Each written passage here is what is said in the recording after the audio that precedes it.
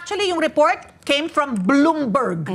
No, we'll just cite the report of Bloomberg na merong mga China supposed to be state-sponsored, no, ng mismong gobyerno ng China. Chinese state-sponsored hackers napasok daw. We're able to penetrate yung executive branch ng ating pamahalaan at nakapagnakaw po ng mga sensitibong datos. Kasama na dyan ang military data among those stolen, na yung sinasabi ng DICT natin, Sir Alan, na old data na yon, but the Bloomberg report cites early 2023 hanggang June 2024. At ito po ay sa gitna ng ating, alam niyo naman, ating tensyon sa pagitan po ng Pilipinas at ng China. Ano po ba ang reaksyon niyo dito? Because DICT through USEC Jeffrey Ian D has denied this Bloomberg report. Thank you, Host. Magandang tanong na yan. Ano?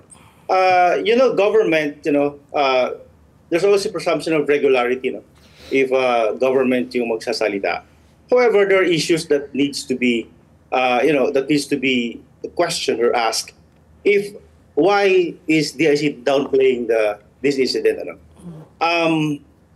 Over and over again, the DICT, Secretary Uy and Yusek D, always issue the same statement, no, as downplaying these kinds of incidents. The question there is how. And again, if that is the case, then hindi talaga na-hack or wala talagang na-breach, wala talagang nakuhang data or information, and that's well and good. They're doing a good job. However, ang tanong dyan, bakit laging-lagi na lang? Lagi na lang ganun yung laging statement. Ano? And the next question is, if the gravity of the threat is directed to the Office of the President, directed to the military, and regarding national security, then kailangan nating makita, no, as citizen of this country, na talaga bang ano ba talagang status of vulnerability ng network natin or ng ating infrastructure, lahat, ano. And these questions dapat ibalik din natin sa DICT kasi sila yung nag-aalaga ng ating polisiya, infrastructure, pagdating sa security. So ngayon, since nasabi nyo yan, that this, at narinig din natin na sinabi ni Secretary Uy at ni Yusek D na walang nakuhang information, then that's the presumption of regularity. However, ano ba yung ginawa nila na noon na may threat report ba na these are the data na aming nakalap, na mayroon ba kaming detection report na aming nakalap, no, from 2022 up to the present, that these are the threats that are entering the network or the cyberspace of the Philippines vis-a-vis yung mga incidents na nangyari. Kasi yun ang missing doon eh. Hindi natin nakita. Kaya sinabi nila na mayroong data na old data ang nakuha. Meron bang baseline na ito ba yung old data talaga? And as cybersecurity professional, working in this field for more than 2 decades, kailangan din natin masusing imbestigahan mga threat na pumapasok sa ating mesa. So, Sir Alan, having said that, no, na kumbaga parang we're just relying na lang doon sa mga statements po ng DICT, no, na dina-downplay nga nila, pero sinasabi nga nila may mga na-hack if ever, pero sa past administration. Does it make a difference whether it's past or present? Can that still be used against us? Well, if in a database, although of course dapat andyan lahat ng data, no, whether it came from the past, legacy, or to the present. Dapat meron yung continuity ng data nandyan sa loob ng isang database. No?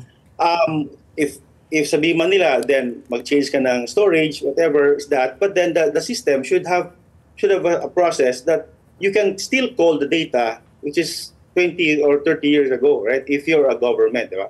So, kailangan mong andyan ng data. So, the question there is kasi, if sinasabi ni Secretary Uy na depensahan nila yun, at it is an old data, then ang question kasi dyan,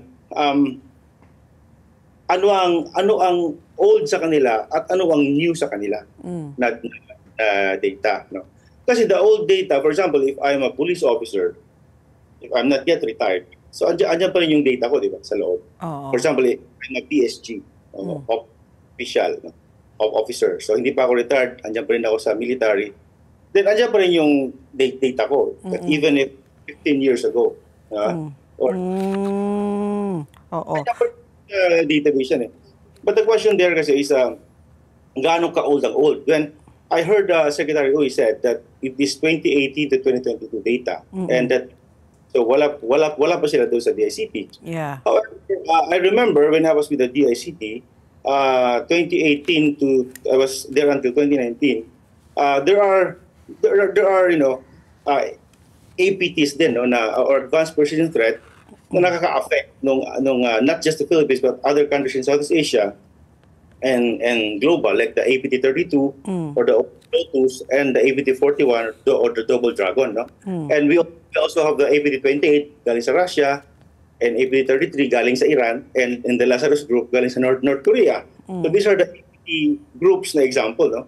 Or the advanced persistent threats. So right now, since the claim na publish is from state-sponsored from China, and they said that wala namang, they will then well and good, no?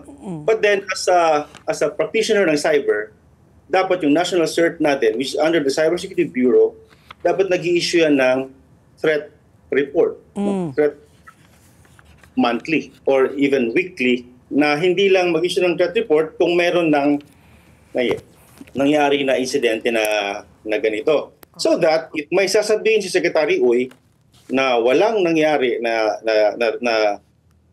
breach or whatever is that, meron kang comparative data na pwede mong sabihin, wala kasi ito yung threat na report namin at ito yung mga na-block namin at na-detect namin. Okay. Pero wala nakikita. So that is one of the, I believe na dapat natin tingnan. Together, Sunnet 25, Sunnet 25.